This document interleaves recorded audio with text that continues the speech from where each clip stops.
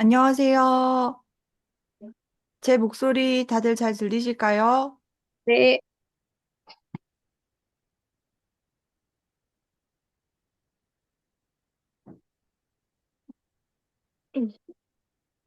혹시 화면을 열어주시는 러도 괜찮고요. 혹시 목소리 잘 들리시면은 채팅으로 글 남겨주셔도 좋습니다.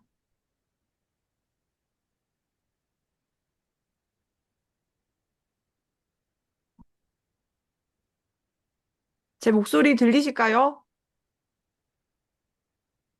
네, 잘 들리고 있습니다. 네, 들려요. 안녕하세요. 네. 네, 반가운 얼굴들도 보이시고요. 지난번에 1차로 설명회는 한 번 더 진행을 했는데, 추가적으로 이게 일정이 조금 다가오다 보니까 궁금해 하시는 분들이 계셔서 요번에 줌 설명회를 한 번 더 열게 됐고요. 올해 겨울에 저희가 1월 달에 다녀온 투어이고, 그 당시 처음 저희가 오픈했을 때 거의 이틀 만에 빠르게 마감이 됐었어요. 그래서 올해는 조금 더 여유를 두고 저희가 8월 달에 미리 공지를 드렸었고, 이미 신청하신 분들도 지금 여기에 설명회에 들어와 계시기도 하고, 신규 분들도 궁금해서 많이 들어와 주셨네요. 그래서 저희 이번에 호주 투어 가는 거에 대해서 설명을 드리도록 할게요. 이 호주 투어를 하게 된 계기부터 제가 공유된 화면을 보면서 말씀을 드리겠습니다.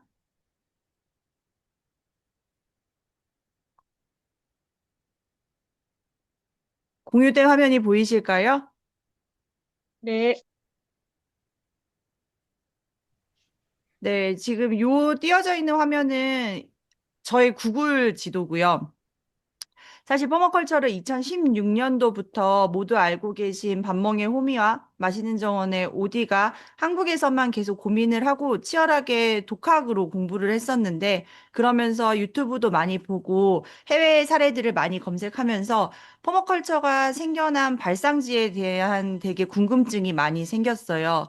그래서 저희는 지금 3년에 걸쳐서 발상지인 호주를 많이 다녀왔었고 올해는 6월 달에 이쪽에 왼쪽 상단에 보시면 영국에도 되게 깃발이 많이 꽂혀져 있죠. 영국의 전체 지역도 많이 다녀왔습니다.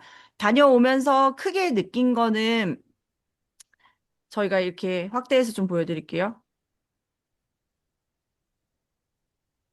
호주 사람들도 안 가본다는 이 위쪽까지도 이렇게 한 바퀴를 쭉 돌아왔거든요.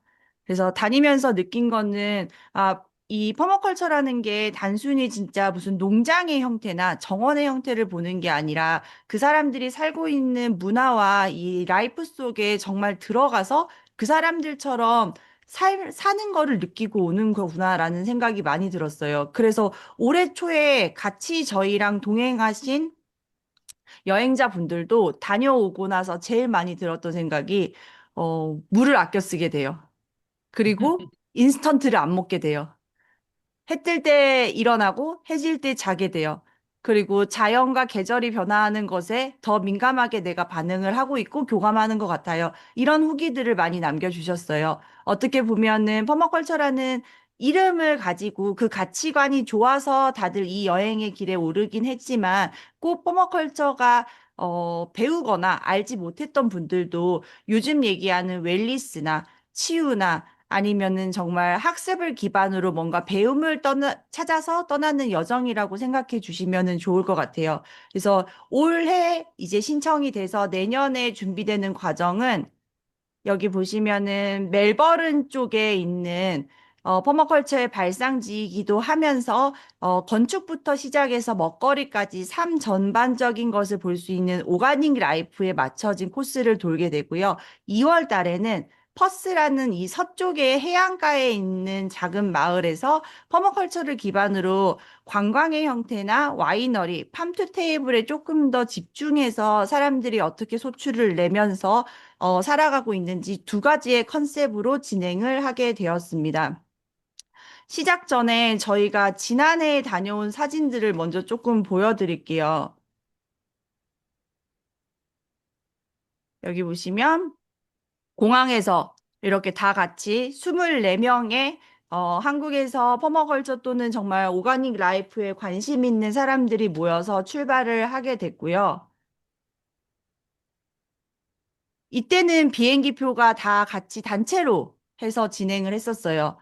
도착을 하면은 숙소에 먼저 들어가게 되고요. 숙소는 단체 숙소를 사용을 했습니다. 독채를 빌려서요.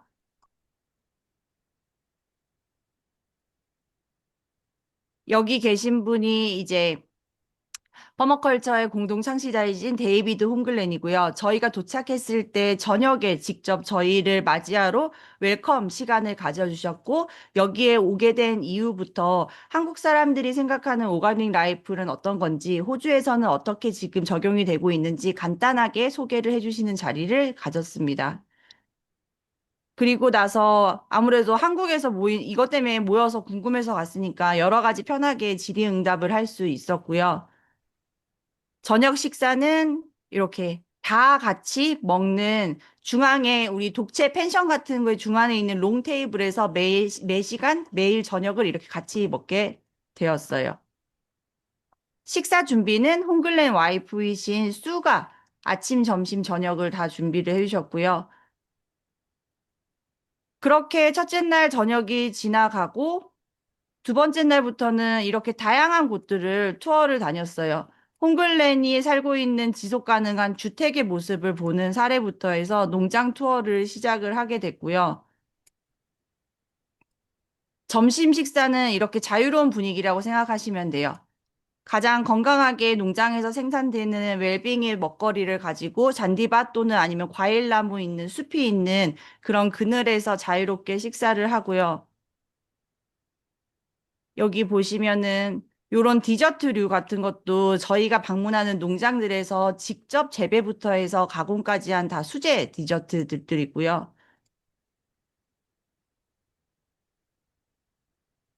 여기 보면은 이제 동물과 함께하는 삶도 많이 경험을 볼 수 있습니다.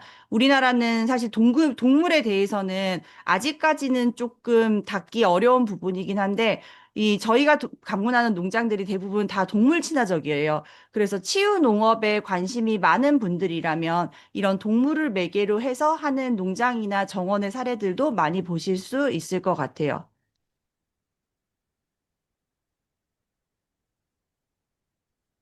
그래서 이 투어가 조금 더 특별한 이유는 뭐냐면요.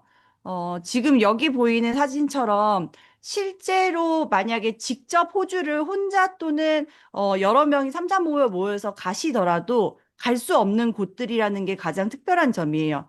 일반적으로 오픈을 하고 있지 않은 개인 주택, 농장, 정원이 많고요. 오픈을 하더라도 이제 오픈데이에만 방문할 수 있는 곳들이 있어서 저희가 이번에 기획한 투어는 어떻게 보면은 이런 니즈를 갖고 있는 사람들이 모여서 특별하게 요청해서 진행이 되는 투어이기 때문에 그 시간에 맞게끔 그리고 우리가 원하는 니즈에 맞게끔 이분들이 오픈을 해주신다는 게 가장 특별한 것 같아요.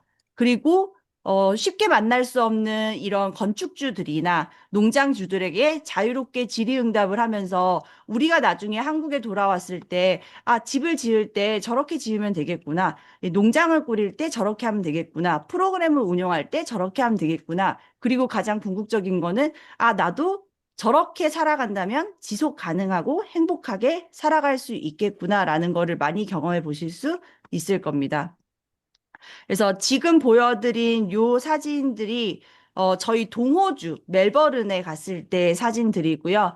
여기는 협동조합이었어요. 그 마을에서 같이 생산자들이 모여서 협동조합으로 소득을 내는 곳에도 다녀왔었고, 이미 저희 인스타그램이랑 보시면은 공지 그 란에 들어가시면 이미 파일로 이번에 가는 일정표가 오픈이 되어 있어요. 그래서 그 일정표를 보고 시간의 흐름에 따라서 조금 더 자세하게 설명을 드리도록 할게요. 조금 전에 같이 이렇게 훑어봤던 사진들이 동호주에 관련된 사진들을 보셨습니다. 작년에 이제 모집 신청을 해서 올해 초에 저희가 다녀왔을 때는 처음 오픈했을 때 코스는 한 가지 코스만 있었어요. 멜버른 쪽에 투어를 가는 거. 근데 올해는 동부와 서부 두 가지의 투어 코스를 둘 다 오픈을 했고요. 두 가지의 컨셉이 조금 달라요. 동부는 아무래도 퍼머컬처 창시자이신 데이비드 홍글렌이 거주하는 지역이다 보니까 조금 본질적으로 깊이 있는 이런 퍼머컬처나 오가닉 라이프 전반적인 삶에 대해서 들여다볼 수가 있고, 서쪽 투어는 해안가에 위치해 있다 보니까 저희가 가는 마을이 굉장히 작긴 하지만 세계적으로 유명한 서핑 대회가 열리는 곳이기도 하고, 호주 안에 있는 와이너리 중에서 3대 와이너리가 들어있는 특별한 지역이기도 하다 보니까 거기는 팜투 테이블로 어떻게 보면은 건강한 먹거리로 삶도 영위하면서 소출을 낼 수 있는지, 그래서 컨셉이 팜투 테이블과 오가닉 라이프 이렇게 두 가지로 나눠져 있다고 보시면 됩니다. 첫 번째 오가닉 라이프에 대해서 살펴보도록 할게요. 올해 모집되는 내년 1월 달에 가는 코스는요, 기본적으로 항공권은 자유롭게 개별적으로 예약을 하셔야 합니다. 이렇게 조금 변경해서 진행하게 된 이유는 지난해 저희가 이렇게 모집해서 다녀온 결과 단체로 항공권을 이용하는 게 금액적으로 사실 더 비싸고요. 개인이 항공권을 예약하는 게 금액적으로도 훨씬 싸고, 이왕이면은 저희가 떠나는 시기 이 1월 달이 한국은 겨울인데 호주는 가장 활동하기 좋은 여름을 맞이하고 있거든요. 그래서 앞뒤로 여행에 이 개념을 붙여서 가시는 분들이 굉장히 많았어요. 그렇다 보니까 항공권 변경도 많아서 올해부터는 항공권은 자유롭게 먼저 가 계시거나 아니면은 이 투어를 마치고 조금 더 체류하고 오시는 그런 여행을 붙여서 하시면 좋을 것 같다는 생각에 개별 항공권으로 진행을 하게 됐습니다. 동쪽에 있는 오가닉 라이프 투어는요, 내년 1월 13일부터 시작해서 17일까지 투어가 진행이 됩니다. 말씀드리는 13일은요, 투어가 시작하는 날짜예요. 그렇기 때문에 12일 전날에 미리 와 계시는 게 훨씬 좋겠죠. 그래서 투어는 9시 반에 바로 시작이 돼요. 9시 반에 멜버른 공항에서 저희는 만나게 될 거고요. 제가 먼저 가서 멜버른 공항 몇 번째 카운터로 와주세요. 아니면 어디 어디 장소로 집결해 주세요라고 안내를 드리면 그 앞에 모인 다음에 저희는 단체 버스를 타고 같이 이동을 할 거예요. 그래서 멜버른에 모여서 투어가 시작이 되고요. 아마 항공권 검색하시다 보면은 원래 인천에서 멜버른 가는 직항이 있었어요.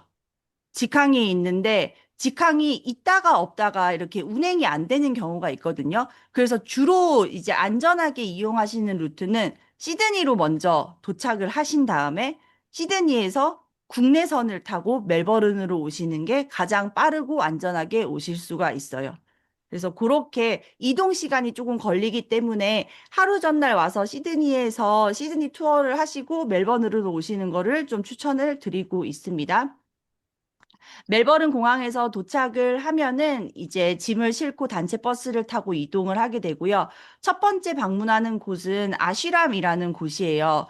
올해 초에 원래 예정되어 있었는데 못 가서 굉장히 아쉬웠던 곳이기도 하고, 홍글렌이 전체적인 설계를 다 하신 곳이고, 여기는 그 요가나 명상 쪽으로 퍼머컬처 공간을 꾸리고 있는 곳이에요.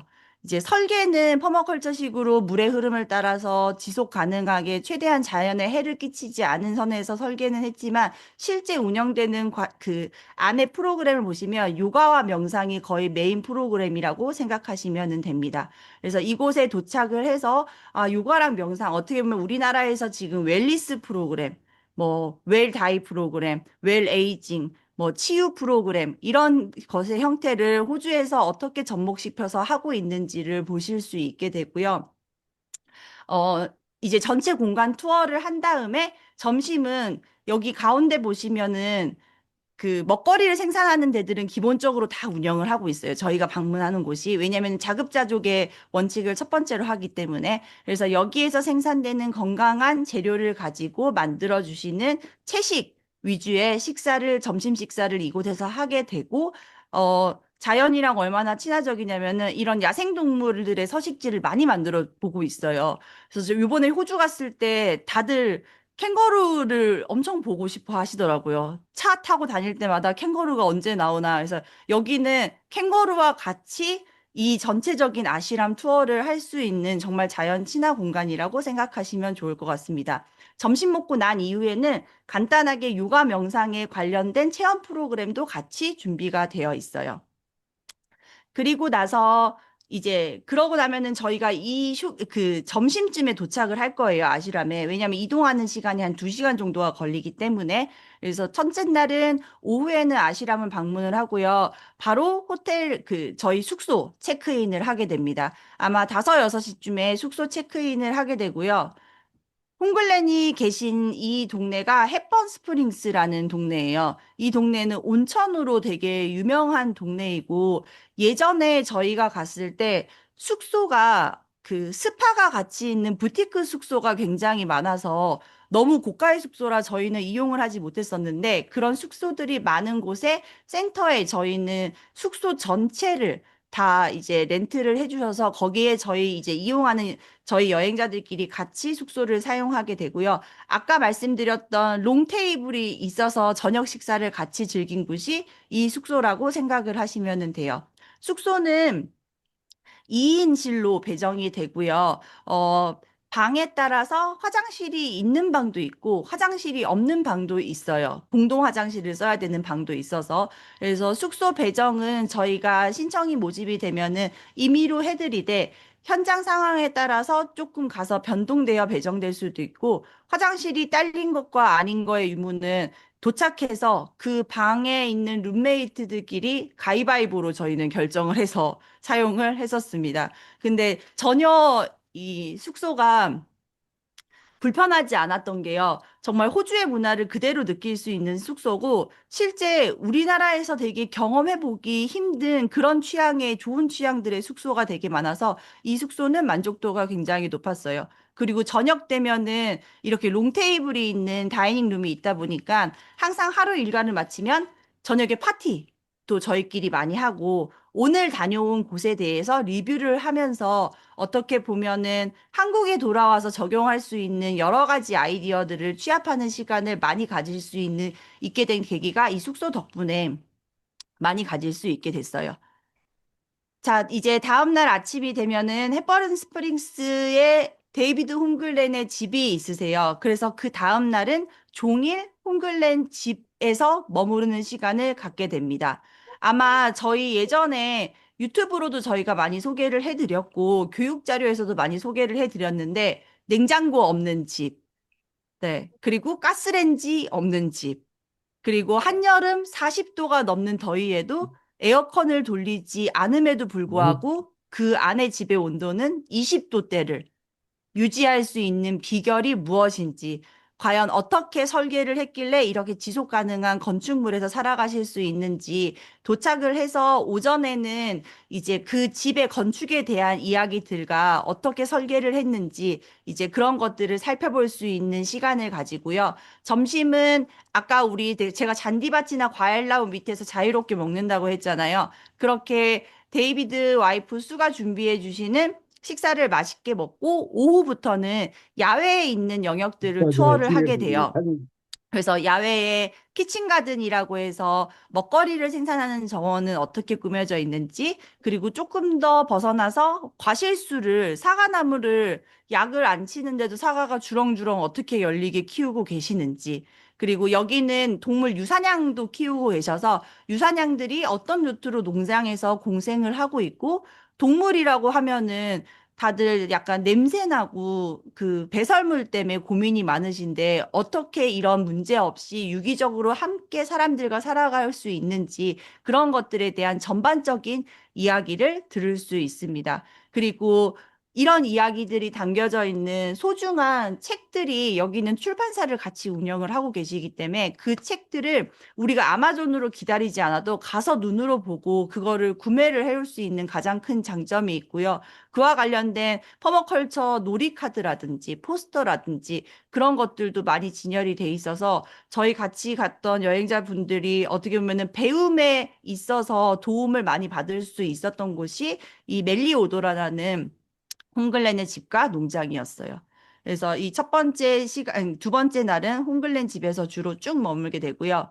그 다음 날부터는 아무래도 창시자 홍글렌이 사는 곳이기 때문에 주변에 돌아볼 수 있는 이런 퍼마컬처 오가닉 정원과 그 주택들이 굉장히 많이 모여서 살고 있어요. 그래서 두 번째 날 오전에는 트리 엘보우라고 그 홍글렌과 같이 일을 하고 계신 부부기도 하고 예술 활동을 하면서 아이들을 홈스쿨링으로 또 키우고 계세요. 그래서 여기에 되게 집중돼서 같이 나눌 스토리는 보이시는 이 작은 집에서 한여름에 전기를 하루에 3kW 정도밖에 쓰지 않는데요. 거의 노트북만 키는 전기로서 모든 생활을 무리 없게 하시는 그 에너지로 자급자족을 거의 100% 가까이 하고 계신 그 작은, 어떻게 보면 작지만 가난 이 주택의 사례를 보게 될 거고요. 어, 되게 작은 곳인데 우퍼들이 와서 머물 수 있는 각각의 객실도 따로 보유를 하고 계세요. 그래서 우리나라에서 아기자기하게 집을 짓는다고 하면은 정말 효율적으로 집을 지을 수 있는 곳의 모델을 보실 수 있는 거고, 이 집 보시면은 요 아래측 이런 틈새 공간에 셀러까지 만들어서 와인이나 저장식을 넣어 놓을 수 있는 창고도 있거든요. 그래서 이런 것들의 사례들, 그리고 이분들이 얼마나 대단하시냐면은 호주에서 인도까지 무전 여행으로 가족이 여행을 다녀오신 게 이슈가 돼서 다큐멘터리도 나오고 책까지 쓰신 분들이세요. 그래서 자급자족, 그리고 무언가 내다 팔기 위해서 이런 농장을 운영하거나 이렇게 살아가는 게 아니고 정말 우리 가족이 행복하게 살면서 건강하게 살 수 있는 방법. 그리고 돈을 안 쓴다는 개념이 아닌 것 같아요. 과한 소비를 하지 않으면서 얼마나 우리 힘으로 살아갈 수 있는 힘이 있는지 그런 것들의 실험적인 모델을 보실 수 있고, 요 분들의 사례가 또 지역 안에서는 어떻게 주변 이웃들과 교류하고 있는지에 대한 노하우도 많이 배울 수 있습니다. 저희가 한 번씩 얘기 드릴 때 선물 경제라는 말을 드렸던 적이 있을 거예요. 그래서 이 선물 경제의 얘기를 이 두 부부님께서 해주신 거예요. 그래서 품앗이 개념이 아니라 우리는 이렇게 주고받는 걸 선물처럼 한다. 그래서 그거는 신뢰가 있는 이웃들끼리만 할 수 있다. 근데 그 이웃들이 자세히 얘기를 들어보니 이렇게 지속 가능한 삶을 살고 계신 이웃들이시더라고요. 그래서 그런 거에 노하우도 받을 수 있어서 정말 알짜배기로 요약된 집 기반의 사례라고 보시면 됩니다. 그리고 오후에는 이제 누 커뮤니티 팜이라는 곳에 가는데요. 여기는 도시에서 오래 생활하던 두 형제가 이제 자본주의에서 너무 큰 회의감을 느끼고 이게 우리가 자본주의가 아니라 우리가 대한경제 시스템으로 스스로 살아갈 수 없을까라는 고민에서 토지를 매입하신 곳이고 거기를 지금 분할을 해서 커뮤니티로 운영을 하고 계신 곳이에요.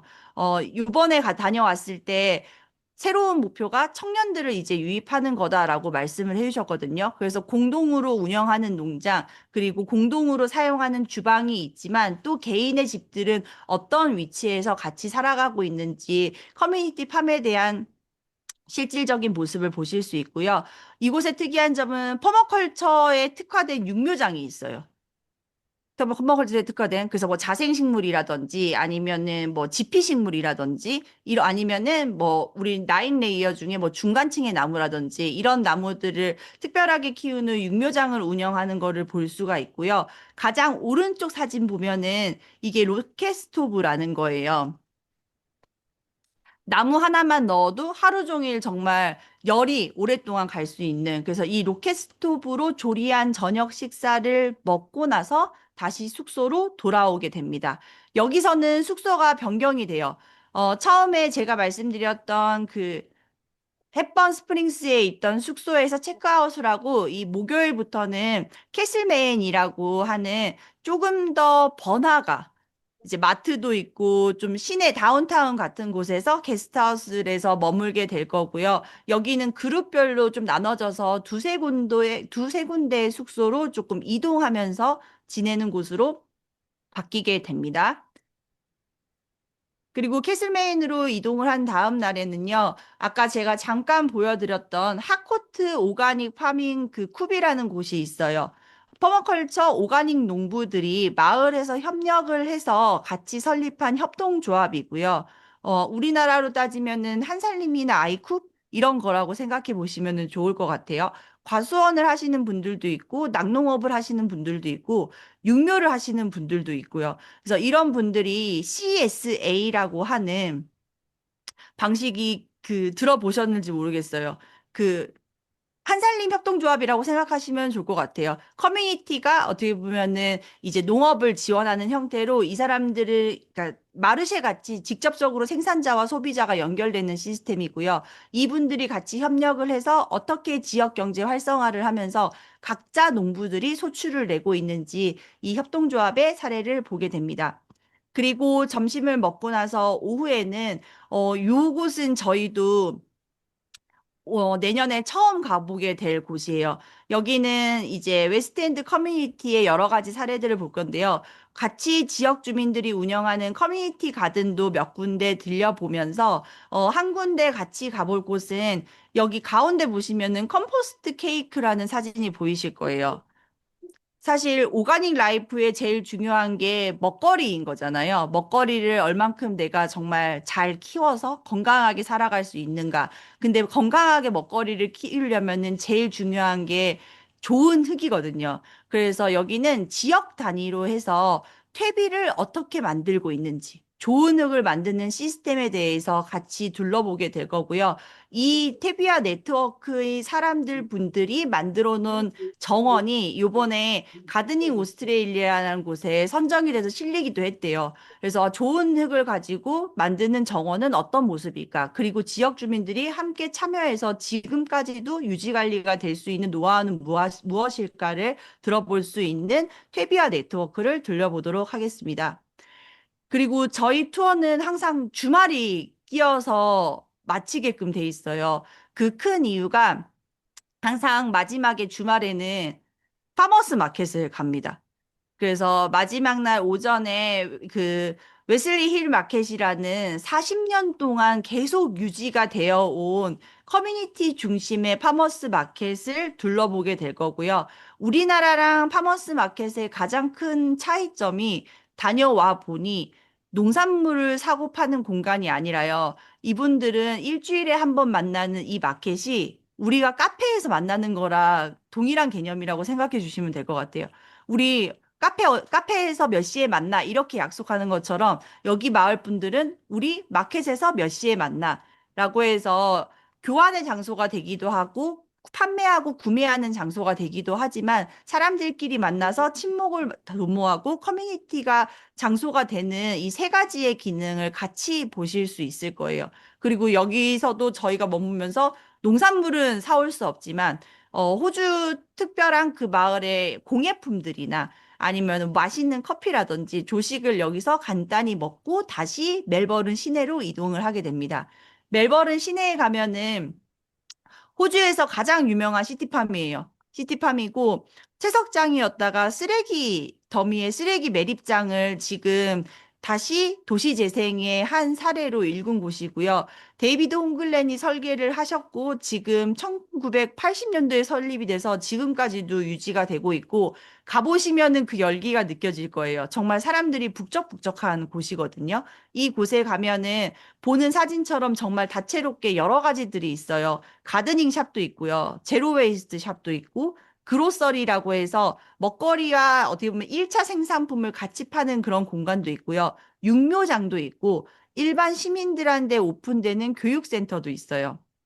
그리고 정말 수많은 프로그램이 운영이 되고 이 지역에서 생산되는 생산자들의 로컬 재료로 운영이 되는 카페의 모습도 볼 수 있습니다. 그래서 우리가 오가닉 라이프에 대한 게 꼭 우리나라로 따지면 외곽 지역 아니면 귀농귀촌을 해야만 시골이어야만 되는 게 아니라 도시 한복판에서도 어떻게 오가닉한 삶을 살고 있는지 그 사례를 보실 수가 있어요. 그리고 나서 세레스를 마지막으로 해서 저희는 오후 한 2시에서 3시쯤 이비스 스타일 이제 공항 숙소로 이동을 하게 되고요. 마지막 공항 숙소에서 체크인을 하시고 나서는 이제 처음으로 맞는 자유시간이 주어지게 됩니다. 그래서 자유시간 동안에는 올 초에 계신 분들은 보통 마켓을 많이 가셨어요. 빅토리아 마켓이라고 호주 멜버른에 정말 큰 마켓이 있거든요. 그래서 마켓을 주로 많이 이제 도시 시티 투어를 많이 하시고 그 다음 날은 돌아가실 분들은 바로 한국에 귀국을 하시고 며칠 더 체류를 하고 오시는 분들도 있었어요. 체류하시는 동안 이제 도시 안에 있는 여러 가지 보타닉 정원을 보시기도 하고 이와 관련된 커뮤니티 정원들도 많이 돌아보실 수가 있어서 이후 시간은 자유롭게 선택해서 다니시면은 좋을 것 같습니다. 동호주에 대한 전체적인 내용이고요. 서호주에 대한 거를 설명을 드릴게요. 동호주가 삶의 전반적인 것을 다 아울러 볼 수 있는 오가닉 라이프에 맞춰졌다면은 서호주는 팜투 테이블, 어떻게 보면은 미식 경험을 하는데 조금 더 맞춰져 있다고 생각해 보시면 좋을 것 같아요. 퍼스라는 도시에서 조금 더 아래쪽으로 내려오면은 마가렛 리버라는 해안가의 마을이 나옵니다. 여기는 이제 정말 맛으로도 유명하고 와인 생산지로 굉장히 유명한 곳이에요. 그래서 이제 보도록 할게요. 그 일정은 2월입니다. 그래서 1월 13일 날 우리가 13일부터 17일까지의 동호주가 맞춰졌고요. 서호주는 2월 3일부터 7일까지 운영이 돼요. 저희가 요 사이의 텀을 동호주와 서호주의 텀을 한 2주 정도를 뒀어요. 그래서 그 두 개를 다 가시는 분들이 간혹 계세요. 두 개를 다 가시면은 동호주 걸 끝나고 중간 사이에 우핑을 하실 수가 있어요. 2주 정도면 충분히 우핑할 수 있는 시간이 되시거든요. 뭐 여행을 하실 수도 있고, 근데 여행을 한다고 치면 경비가 너무 많이 들 수 있으니까 보통 퍼머컬처나 이와 관련된 오가닉 팜에서 2주 정도 우핑을 하시고 서우주 투어를 연달아 하시는 분들도 있어서 텀을 그렇게 크게 두지는 않았어요. 여기는 2월 3일 날 퍼스 공항에서 만납니다. 퍼스 공항에서. 아마 퍼스에 오시는 것도 시드니를 통해서 다시 국내선으로 퍼스를 오시는 게 제일 빠를 거예요. 국내선으로. 퍼스에 10시에 도착을 하게 되고요. 10시에 도착을 하면은 대기해 있는 단체 버스를 타고 같이 또 이동을 하게 될 거예요. 퍼스에 도착해서 가장 첫 번째로 갈 곳은 퍼스 시티팜이라는 곳이에요. 퍼스 시내에 있는 오가닉 퍼머컬처 농장이고요. 여기도 아까 동호주의 세레스 파크 같은 곳이라고 생각을 해주시면 좋을 것 같아요. 기차역이 있던 역사 부지, 산업 부지를 여기도 도시재생 사례로 전환을 한 곳이고요. 시드니, 멜버른 빼고는 사실 호주는 다른 도시들이 되게 작아요. 네, 정말 작거든요. 땅은 넓고 인구는 적기 때문에. 근데도 이 적은 그 인구수를 가진 퍼스에서도 이 시티팜에 매년 4만 명이 방문을 하고 있고요. 300개 이상의 이벤트들을 계속 진행을 하고 있다고 해요. 그리고 교육 프로그램뿐만 아니라 결혼식이나 회사 워크숍의 공간 대여로도 많이 하고 있고 가장 중요한 핵심은 도시에서 나오고 있는 음식물 쓰레기를 이쪽에서 같이 커뮤니티 활동을 통해서 좋은 흙으로 만드는 작업을 하고 있고요. 작년 기준 3만 톤의 좋은 흙을 다시 만드는 작업을 했다고 해요. 그리고 도시에서 수없이 나오는 재활용이 필요한 쓰레기들을 61만 개 이상의 품목들을 다시 리사이클 하면서 어떻게 보면은 환경적으로 도시 안에서도 굉장히 많은 기여를 하고 있는 곳이라서 생산자들이나 소비자들 그리고 도시민들한테 귀감이 되는 많은 모델로 볼 수 있습니다. 그래서 도착해서 시티팜에서 전체적인 투어를 하게 되고 여기에서 생산되는 먹거리로 운영이 되고 있는 카페에서 점심을 먹고 마가렛 리버로 출발을 하게 됩니다. 마가렛 리버로 내려가는 데는 시간이 꽤나 걸려요. 한 3시간 반에서 4시간 정도가 걸려서 시티팜 일정을 마치고 나면은 바로 마가렛 리버로 이동을 해서 숙소로 체크인을 하게 됩니다. 그래서 이곳의 숙소는 이렇게 숲속에 있는 캐빈하우스 같은 곳이라고 생각을 하시면 돼요. 공용 공간에 이렇게 어스 오븐이 있을 정도로 마을 자체가 되게 생태적인 마을이라고 생각을 하시면 될 것 같습니다. 독채의 숙소들이 주어질 거고요. 보통 이제 3베드룸인 곳에는 3분이 묵게 되실 거고, 4베드룸인 곳에는 4분이 묵게 되실 거고, 여기도 동호주는 홍글렌이 메인 호스트라고 생각하시면 좋을 것 같고, 이 서호주는 페어하비스트 퍼머컬처라는 농장을 운영하시는 여성 두 대표님이 계세요. 조디랑 도분이라는 그 두 대표님이 저희의 메인 호스트라고 생각을 해주시면 좋을 것 같습니다. 그래서 대부분 호스트분들이 추천해 주시는 로컬 스테이에서 저희가 숙소를 이용하게 되고요. 여기 서우주 같은 경우에는 중간에 숙소 이동 없이 쭉 한 숙소에 머무르게 될 예정입니다. 그리고 나서 마친 그 첫 번째 날을 이제 뒤로 하고 두 번째 날부터는 메인 호스트 분들이 운영하시는 페어하비스트 퍼머컬처라는 곳을 방문을 하게 돼요. 총 규모가 굉장히 커요. 예전에 그 낙농업을 하시던 부지를 지금 퍼머컬처 오가닉 팜으로 바꾸신 거라서 여기는 가족분들이 같이 운영을 하고 계시고요. 그 조디 대표님의 아버지께서 환경운동가이면서 지질학자 분이셔서 어렸을 때부터 퍼머컬처 경험을 가지고 만든 정원들이 이렇게 많이 꾸려져 있어요.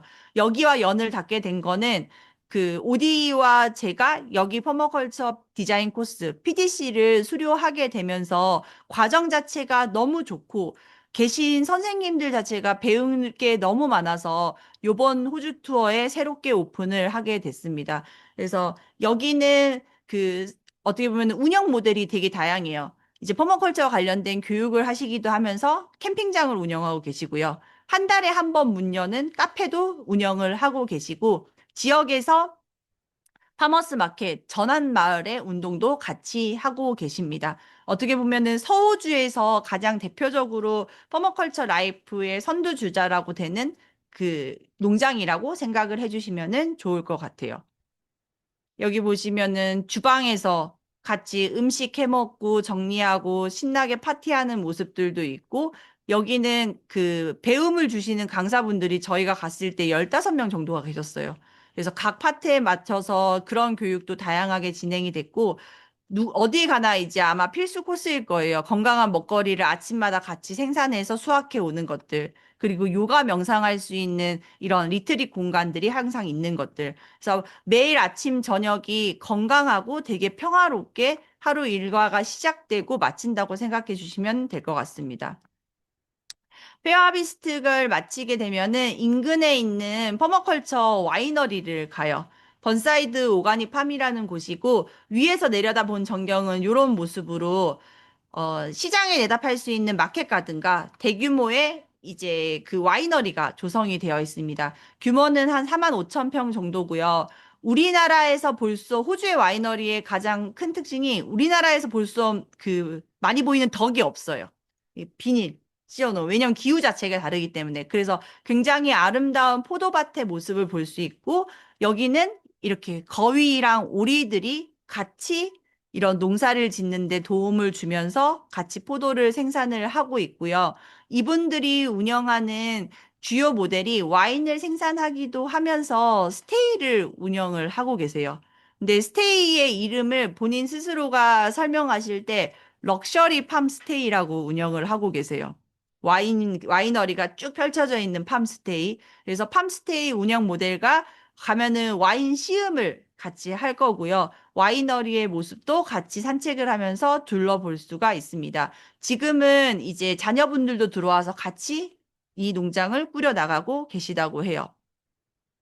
그리고 나서 저녁은 다시 숙소로 돌아가서 그 저희가 동호주도 그렇고 서호주도 그렇고 아침, 점심, 저녁이 다 포함되어 있다고 생각을 하시면 돼요.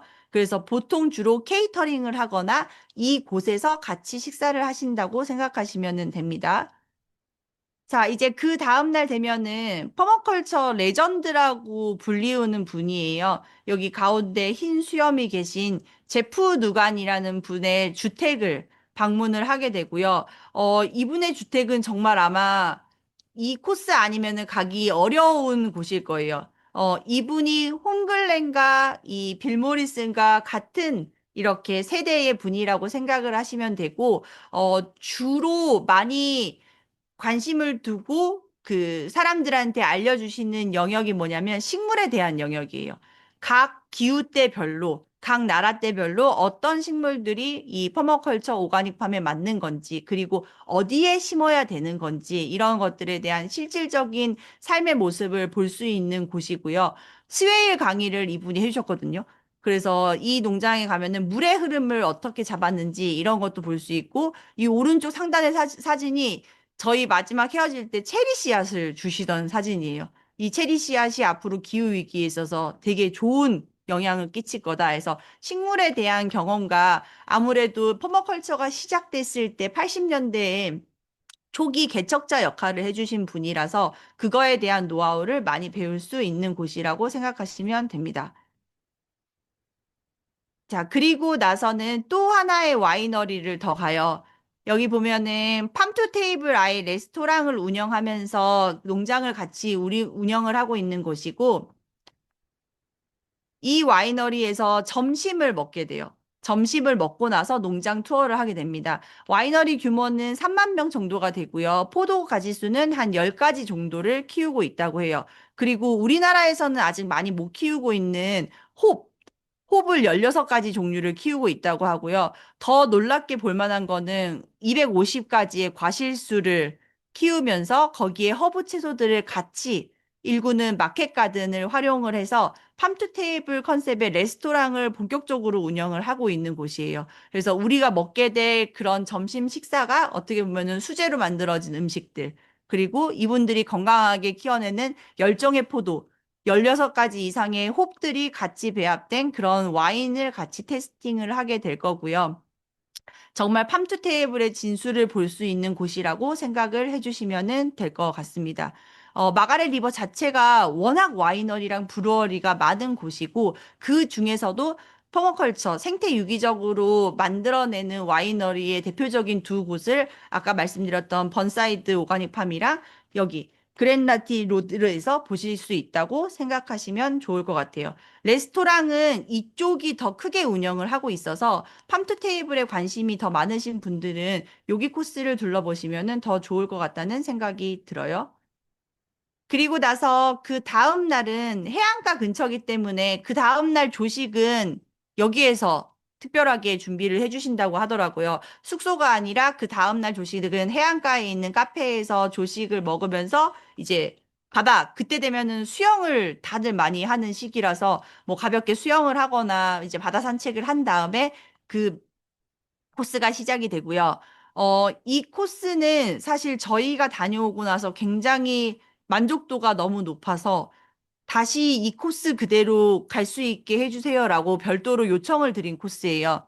이 네 분이 저희 교육했을 때의 이제 선생님 네 분이신데 공식적으로는 오픈되지 않는 농장 내 곳이에요. 개별적으로도 오픈데이를 운영하고 계시지 않고요. 그냥 본인들이 살아가는 삶의 공간이세요. 그래서 바닷가에서 퍼머컬처를 하고 있는 사례, 그리고 의사셨다가 은퇴를 하고 사회에 환원하기 위해서 숲을 개간해서 만드는 퍼머컬처 사례, 그리고 아이가 셋이 있는 젊은 부부가 자급자족을 하면서 진짜 먹거리를 내다 팔 수 있는 생산성 있는 정원을 만드는 사례, 그리고 여기 가운데 계시는 분이 피비라는 분인데 이분의 집은 마당서부터 퇴비 박물관이라고 생각하시면 좋을 것 같아요. 굉장히 멋지게 지어진 스트로베리 하우스가 중간에 있고 주변에는 건강한 먹거리들을 재배하기 위한 퇴비가 정말 한 온갖 퇴비들의 정말 살아있는 경험을 볼 수 있는 곳이라서 이날의 투어는 어, 이번 기회가 아니면은 그냥 일반적으로 찾아서도 갈 수 없는 곳이라서 특별히 요청해서 간 곳이라 가고 다녀오시면은 배우는 게 진짜 많은 거라는 거를 느낄 수 있으실 거예요. 여기 가운데 사진들이 이제 퇴비 만드는 그런 것들을 알려주신 곳이고요. 여기 아래쪽의 사진이 이제 가족들이 함께 운영하는 야외 주방도 있고 집도 새롭게 리모델링을 해서 과수원을 꾸미고 있고 여기 보면은 해안가에서 퍼머컬처를 하고 있는 이런 청년의 사례들도 둘러볼 수가 있습니다. 그래서 이날 알차게 네 군데의 투어를 마치고 나면은 그날 저녁에는 이제 저희를 초대해 주셨던 메인 호스트 조디와 도가 살고 계신 집에서 저녁에 디너 파티를 하게 돼요. 여기 보면은 집이 정말 멋있거든요. 그래서 이렇게 흰 백마들이 이렇게 뛰어노는 광경을 보면서 노을이 지는 곳에서 같이 저녁 식사를 하고 마지막 날 굿바이 인사를 하게 된다고 생각하시면 됩니다. 그리고 나서 여기 서쪽도 마찬가지로 마지막 날은 항상 파머스 마켓을 들려요. 여기 마가렛 리버 파머스 마켓은 2018년도에 호주에 있는 최고 마켓으로도 선정이 된 곳이고요. 정말 신선한 공산품들이랑 농산물들이 정말 많이 있고 먹거리가 정말 많이 있어요. 먹거리, 맛있는 것들이. 그래서 여기 보면은 우리 사진에서 많이 봤던 베지 부케를 실제로 파는 것도 보실 수 있고 정말 팜투 테이블이 딱 먹어보면은 아 이게 진짜 홈메이드라는 게 이런 거구나라는 거를 경험을 하실 수 있을 거예요. 여기에서 자유롭게 투어하시면서 이제 저희는 조식을 즐길 거고요. 그리고 나서 체크아웃을 한 다음에 마가렛 리버는 맥주로도 유명합니다. 와인이 아니고 이제 마가렛 리버 이제 비어 하우스에서 마지막 점심 식사를 한 이후에 다시 퍼스로 돌아가게 돼요. 그래서 여기도 로컬 맥주이기도 하면서 여기 생산되는 이제 브런치 메뉴들이 다 로컬에서 나오는 재료들로 생산이 되고 있어요. 그리고 아까 제가 마켓의 기능이 어떻게 보면 사람들이 만나는 장소라고 했잖아요. 여기는 브러리 하우스인데도 불구하고 가족들이 많이 찾을 정도로 동네 사랑방 같은 곳이어서 우리나라랑 다른 약간 문화를 경험해 보실 수 있는 장이 될 거예요. 아이들도 행복하고 엄마 아빠들도 행복하고 관광객들도 막 어우러져 있어서 여기가 진짜 로컬 맥주집은 이런 분위기의 곳이구나라는 거를 경험하실 수 있고 심지어 맥주가 너무 맛있어요. 그래서 마지막 날 이렇게 맛있는 점심 식사를 하고 다시 퍼스 공항으로 돌아가게 됩니다. 퍼스 공항까지는 이동하는데 아까 앞서 말씀드린 것처럼 4시간 정도 시간이 걸릴 거고요. 여기는 마지막 날 공항 숙소는 포함되어 있지 않아요. 퍼스는. 왜냐면은 퍼스에서 주무실 수도 있고요. 국내선 비행기가 많기 때문에 바로 퍼스에서 멜버른으로 넘어가시거나 아니면 시드니로 바로 가실 수 있어서 여기는 숙소가 포함되어 있지 않다는 점만 확인을 하시면 될 것 같습니다. 이렇게 해서 동호주랑 서호주에 관련된 내용은 다 말씀을 드렸고요. 다시 한번 정리를 해드리자면 동호주는 1월 13일부터 1월 17일 비행기 이동하는 시간을 제외하고 해요. 저희가 호주에 머무르는 시간이 1월 13일 오전 9시 반에 집결을 해서 17일 날 오후에 마치는 거라고 생각을 해주시면 되고 항공권은 포함되어 있지 않고 항공권이 포함되어 있지 않다 보니까 ETA 네, ETA랑 여행자 부분도 개별적으로 본인에 맞게끔 예약을 하셔야 됩니다. ETA 같은 경우에는 모르시면은 블로그에 찾으면은 어렵지 않거든요. 금방 발행이 돼요. 그 비용도 2만 원 정도면은 되는 거라서 금방 발행이 되기 때문에 하시면 되고요. 여기 멜버른 동호주에 숙소는 마지막 날 17일까지 공항 숙소가 모두 다 예약이 되어 있어요. 그리고 모두 걱정하시는 이동이라든지 숙소, 식사 같은 경우에는 이동 다 포함되어 있고요. 숙소도 동호주는 마지막 날까지 포함이 되어 있고 그 식사도 삼식이 다 포함되어 있습니다. 마지막 날 17일 날 오후 식사만 불포함이라고 생각해 주시면 돼요. 점심까지 먹고 저희가 헤어져요. 그리고 나서 제일 중요한 거, 나 영어 못하는데 가면은 저분들이 하는 말 어떻게 알아들어요? 가면 현지 가이드가 있고요. 그리고 통역이 같이 갑니다. 그래서 실시간으로 질문을 하거나 그리고 저분들이 설명하는 데에 무리 없게끔 다 통역이 되고 있어서 그거에 대한 걱정은 안 하시고 가시면 될 것 같습니다. 서호주도 2월 3일 날 퍼스 공항에서 만나는 거고요. 2월 7일까지 저희가 투어를 진행을 하고 헤어지게 돼요.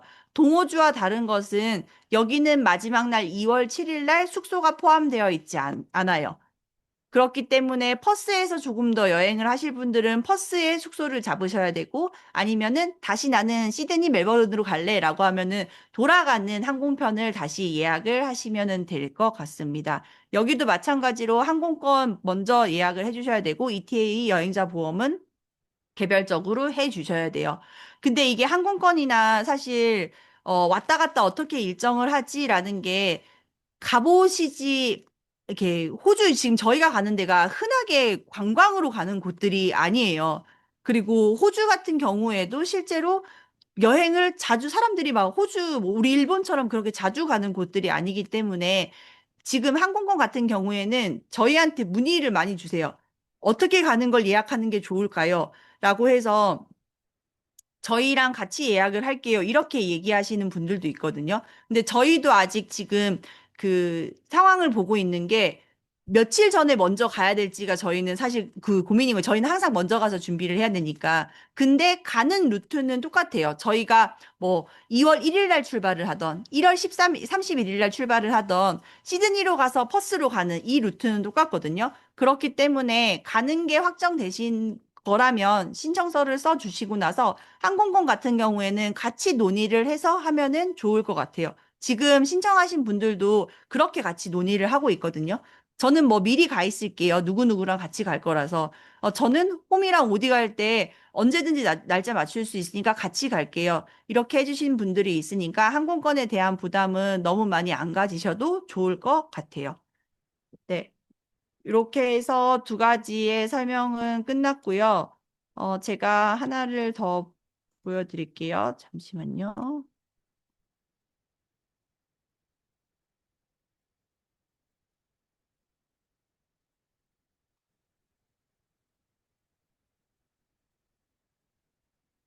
잠시만요.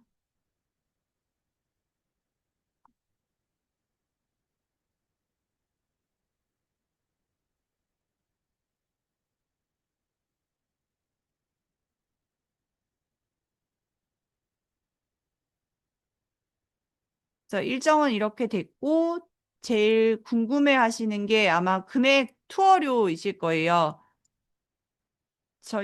아이고, 공지가 되어 있긴 한데 동호주 같은 경우에는 총 포함해서 아까 제가 말씀드렸던 식사나 이동, 투어료, 통역 이런 가이드 다 포함이 돼서 270만 원입니다.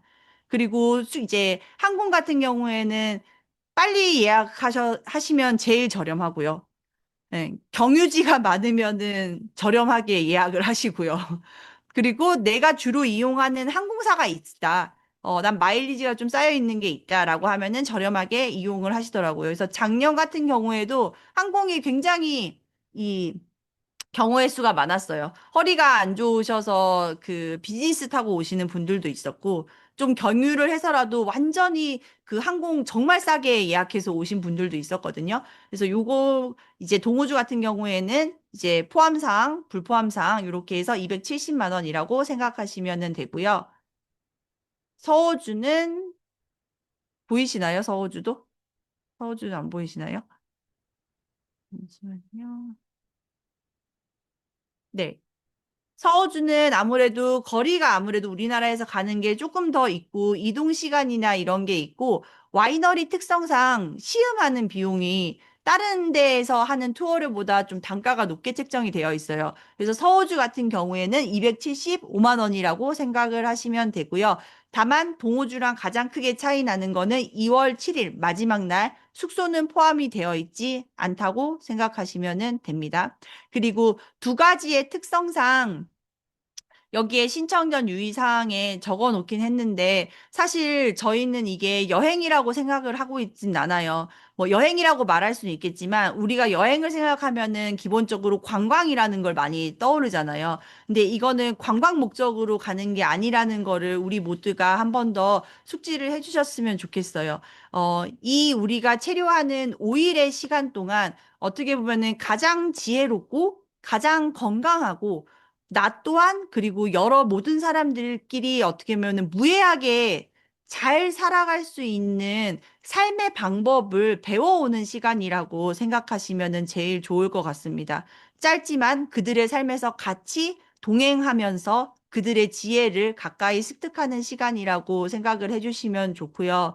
그렇기 때문에 식단이 거의 진짜 우리나라에서는 굉장히 몇만 원 주고 사 먹어야 되는 비건식으로 준비가 많이 되기도 해요. 채식 식단. 근데 그게 맛없는 그런 비건의 식사를 생각하시면 안 돼요. 맛있는, 정말 맛있는 거라 생각하시면 되고, 저녁에 자유 시간에 또 우리가 또 맛있는 건 또 먹거든요. 네, 그렇게 생각하시면 되고, 자연 순환적인 삶을 살아가시는 분들의 집이나 정원에 많이 가기 때문에 일부 화장실이 생태 화장실로 되어 있는 곳들도 굉장히 많아요. 생태 화장실은 우리 생각하는 옛날의 재래 화장실이랑은 다릅니다. 냄새 나지 않고요. 깨끗한 생태 화장실이에요. 그게 다시 정원으로 돌아가는 순환 시스템을 갖고 있고요. 아까 캥거루 뛰어다니는 거 보이셨죠? 그래서 우리나라도 야생동물의 서식지를 만듭니다. 얘기하지만 어떻게 보면은 야생동물들이나 정말 와일드한 라이프 삶에 사람이 살짝 들어갔다 나오는 그런 경험을 할 수 있는 순간도 있을 거예요. 그렇기 때문에 우리나라에서 말하는 자연의 깨끗함과 호주에서 말하는 자연의 생태스러움은 어떻게 보면은 조금 다른 격차가 있을 수 있어요.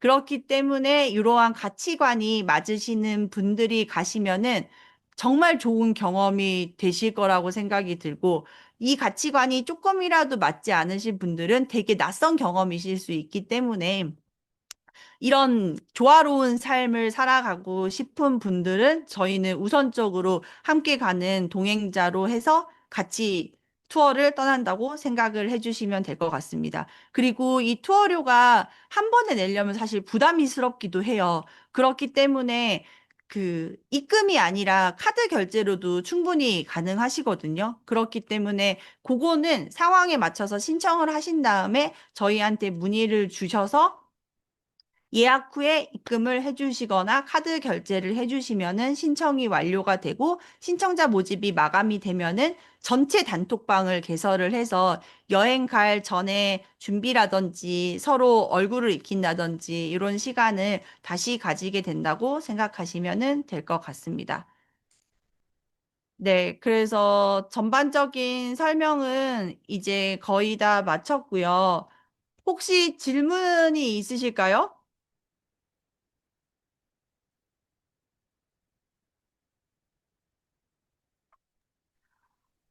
혹시, 예, 선생님 설명 잘 들었습니다. 어, 다른 게 아니고, 저도 이제 출발하고 또 귀국할 때 그 동행이 좀 있었으면 좋겠는데, 같이 선생님, 가시는 분, 잠시만요. 대표님, 그 스피커를 목소리가 안 들리시는데, 잠시만요. 거기 스피커를 켜주셔야 될 것 같은데요. 스피커가,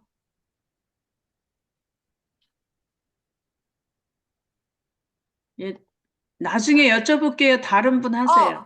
네, 들려요. 아, 들려요? 예. 그러면 선생님 같은 경우는 그 출발하신 다음에 저희들 일정이 다 끝날 때까지 호주에 머무르시나요? 어, 출발이라고, 잠깐 꺼주세요. 저희는 1월로 치면은 1월 13일 전에 가 있을 거고요. 네. 네, 그리고 이제 17일 날 마치고 나서는 사실 저희도 한국에 돌아왔다가 다시 2월에 나갈지 아니면은 음. 2월까지 정기간을 같이 있을지 사실 아직 고민 중이기는 해요. 아, 네. 그러시구나. 알겠습니다.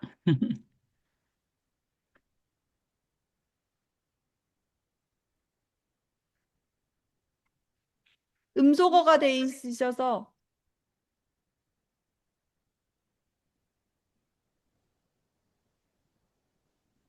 혹시 신청은 언제까지 해야 되나요? 빨리 해주시면, 빠르게 해주시면은 좋긴 한데요. 사실 저희도 이게 언제 마감이 될 거라는 그걸 예상하기가 어렵기는 해요. 이게 지금 인원수가 몇 모집하는 명? 인원이 20명이라서. 음. 아, 네. 그러면 퍼머컬처를 하지 않아도 혹시 뭐 가족이랑 동행을 해도 되는지. 소리 꺼주세요. 네네, 물론 가능하고요. 작년 같은 경우에도 같이 공부하거나 공간을 꾸리시려는 친구분들이 같이 가신 경우도 있고, 그리고 부부가 같이 가신 경우도 있어요. 음, 이제 사모님이랑 같이 가서, 왜냐면 갔다 오고 나니까 몰랐던 분들도 가서 보고 오니까 이제는 한 마음이 되셔서 바라보는 게 같이 이렇게 같아지시려고 일부러 같이 가시기도 하셨어요. 음. 네,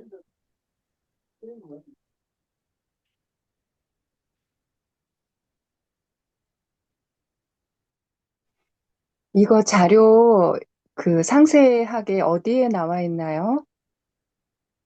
꺼주세요. 어, 저희 인스타그램 들어가시면은 프로필 링크에 파일을 다운받을 수 있게 다 해놨어요. 거기 클릭하시면은 바로 들어가서 그 PDF 파일을 바로 다운받으실 수 있어요. 네.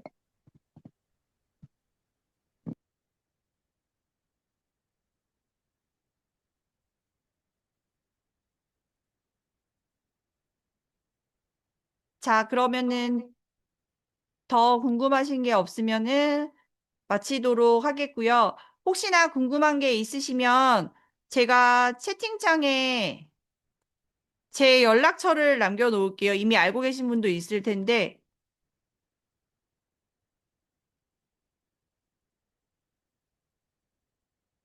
네. 여기로 궁금한 점은 연락 주시면은 제가 연락을 드릴 거고요. 문자로 남겨주시면은 제가 더 빨리 연락을 드릴 수 있어서 문자로 궁금한 거 남겨주시면은 연락을 드리도록 하겠습니다. 혹시 파일 찾으러 들어갔는데 파일 뭐 다운로드가 잘 안 보여요 라고 하시면 저한테 뭐 설명해 드린 누구누구입니다. 요거 파일 좀 보내주세요 하면은 제가 바로 보내드릴게요. 그래서 010-8585-3061로 궁금하신 점은 연락 주시면 됩니다. 혹시 그리고 신청하실 분들은 신청서 같은 경우에도 찾기 어려울 것 같다라고 하면은 저한테 남겨서 신청서 폼 좀 부탁드려요 라고 하면 신청서 폼 바로 보내드리도록 할게요. 네, 그러면은 1시간 동안 귀한 시간으로 들어주셔서 너무 감사드립니다. 여기 벌써 신청해서 같이 가시는 분도 있는데요. 좋은 밤 되시고. 네. 내년에도 또 감사합니다. 하냐고 여쭤보시는데 내년에도 또 하려면 올해 또 좋은 분들이랑 가서 좋은 소식이 나와야 되니까 관심 있으신 분들은 같이 가서 좋은 시간, 좋은 경험 같이 하고 왔으면 좋겠어요. 늦게까지 네. 들어주셔서 너무 감사합니다. 좋은 저녁 되세요. 감사합니다. 수고하셨습니다.